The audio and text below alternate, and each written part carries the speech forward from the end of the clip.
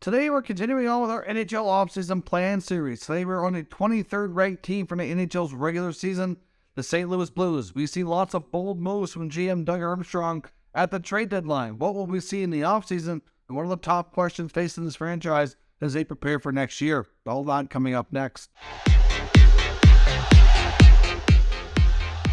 So welcome back to another video here, Top Shelf Hockey. As I mentioned, today we're looking at the St. Louis Blues and their offseason plan. Obviously, if you're new to this type of series, basically what we do is we take a look at a recap at the 22-23 season, take a look at some key team metrics, see how they made out, analyze the salary cap space, what moves they made at the trade deadline, what internal business they have coming up this offseason, so RFAs or UFAs, and players that either need to be re-signed or replaced, and then what are the top questions facing the franchise this offseason. So let's get started and recap the 22-23 Blues season here. So obviously the 23rd ranked Blues finished with a record of 37, 38, and 7 for 81 points. Certainly subpar from what we've seen for the Blues the last number of years. They scored 263 goals, which was 17th best in the league. They allowed 301, which was 27th best. So that's certainly a big number that has to get better, putting them on a goal differential of minus 38. So obviously that's not where they want to be. They certainly could stand to score more and allow less, which is going to be tough to improve both those metrics going into next year. Their power play was okay, but not great. 19.3%, 22nd in the league. Penalty killing was really not great at all. One of their weakest points of the team stats here, 72.4% for 30th best. So 30 out of 32. That is not a good result at all. Obviously, we've seen lots of changes throughout the season this year. Around the NHL trade deadline, we've seen them trade captain Ryan O'Reilly along with Nola Chari to the Maple Leafs.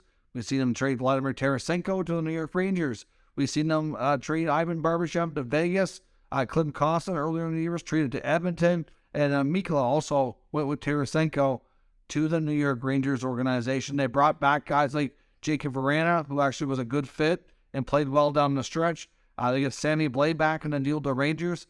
Even though Blais struggled with the Rangers during his tenure there, he fit right in with the Blues and really had a phenomenal run to end the season. And they'd also picked up Kasperi Kapanen on waivers. So it seemed like a little bit of a pattern there where Doug Armstrong was kind of taking on projects, players that were, teams were wanting to move, that they were not thriving where they were, and they've all seemed to work out. I mean, he picked up Kapanen on waivers, and he put up almost as many points in like 20 games with St. Louis as he had the whole year in Pittsburgh. Vrana was scoring, I think, 10 goals in 20 games.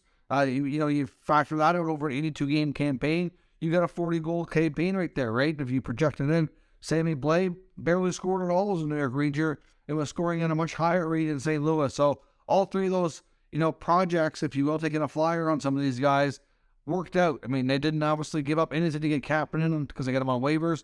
Vrana, they basically got him for nothing as well.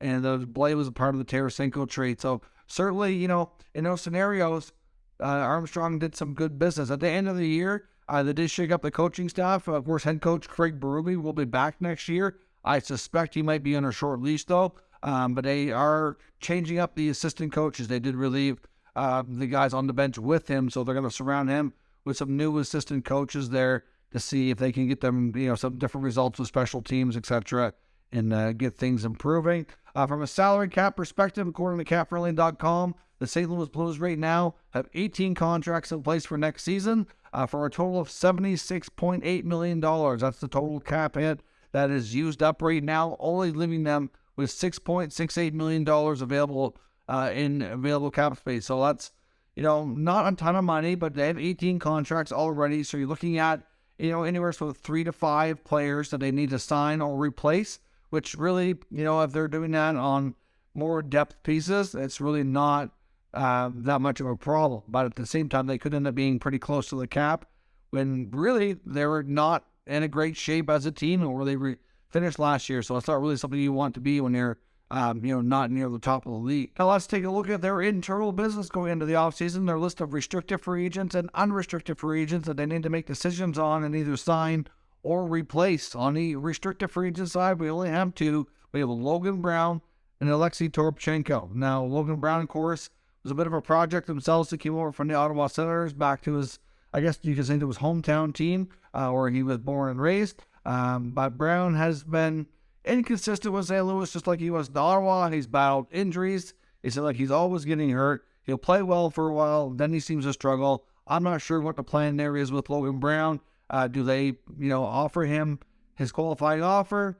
Do they not? And then he'll be UFA. Maybe they'll try to sign him on a cheaper one-year deal. Do they let him go completely? I don't know what the status is there, but they have to make a decision on Logan Brown. Toropchenko, I would suspect that he'll likely be offered his qualifying offer, and they'll try to re-sign him. On the UFA side, nothing real too significant. They have Josh Levo, Tyler Pitlick, and Thomas Greiss.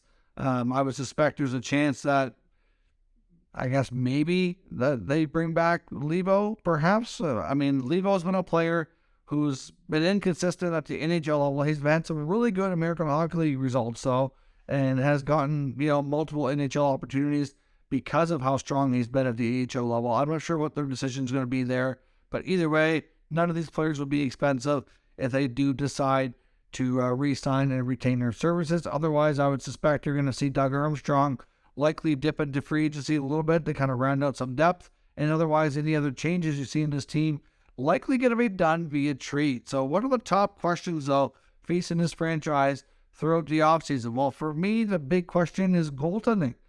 Can Jordan Binnington be Jordan Binnington that won the Stanley Cup? Because he has not been that guy. He's been progressively regressing every season since they won the Cup. He won the Cup with them, got a big contract extension, and then after that, I wouldn't say he was terrible right away, but he has regressed slowly and has gotten worse and worse and worse. Now, the team in front of him has also done the same, so obviously it's not 100% on Jordan Binnington, but we know that Jordan Binnington can't stay focused. He keeps wanting to fight people instead of just tending the goal and stopping the puck, and I do think that's been a bone of contention for his teammates and coaches and management.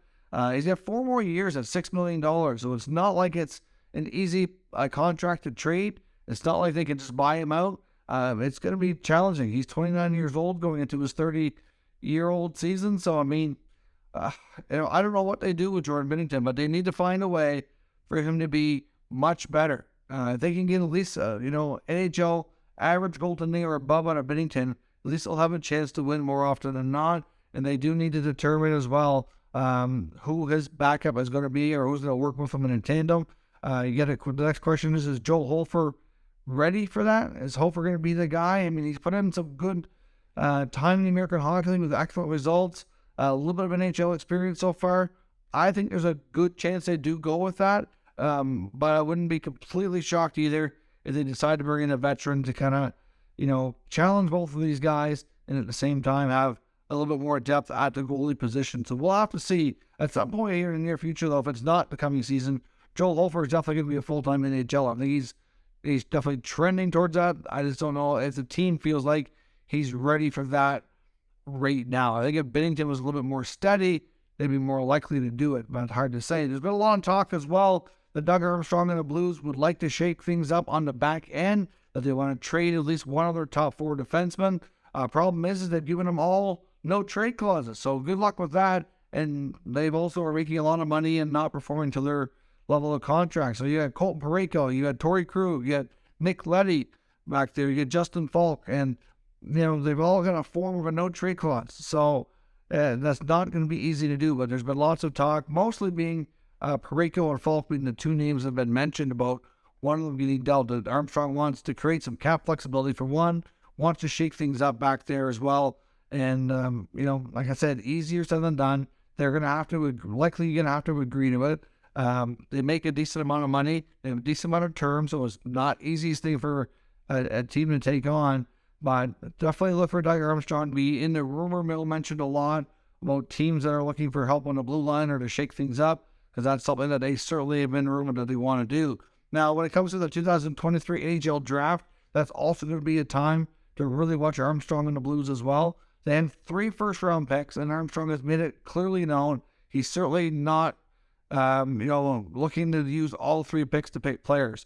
I think it's fair to say we could see at least 1, if not 2 of them, maybe even all 3, but 2 for sure, that could be put in play to make deals with other teams to bring in players that can help them immediately. So obviously, like we said, with some of the deals we saw last year, the draft, we've seen like the Brick Kid and we've seen Doc and players like that. I would imagine that Doug Armstrong is going to be tough working the phones, trying to see if he can't find a deal similar to that, something of that nature. Like I said, he doesn't necessarily need 3 first-round picks, so at least one of those, if not 2, could be put together to get a nice player to really help them out here in the short term. A player that's younger can grow with this team as well. They certainly are looking to make them a little bit younger. A lot of the younger players in the forward group especially have kind of taken over the lead of the team with all the veterans that we've seen move lately, and now they're looking to kind of add a little bit more youth on the blue line and mix in a few more guys as well. So we'll see, but the draft time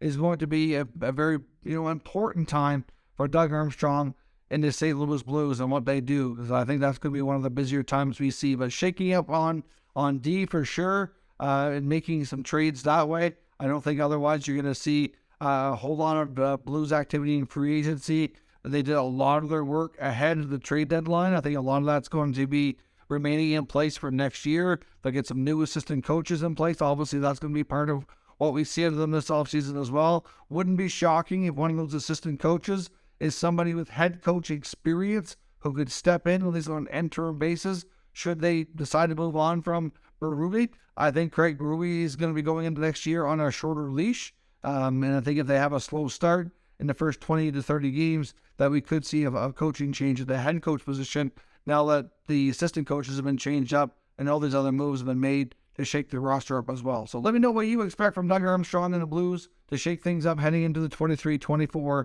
NHL season. If you're new to the channel, make sure you subscribe and stick around. We'll keep you up to date with all the news, rumors, and analysis of all 32 NHL teams. Thank you for watching, and I'll catch you next time.